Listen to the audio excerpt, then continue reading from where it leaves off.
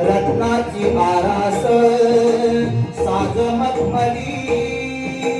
त्यावर सुगंधी धुणे गोड ओळी रत्नाची आरास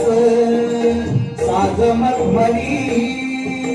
त्यावर सुगंधी धुणे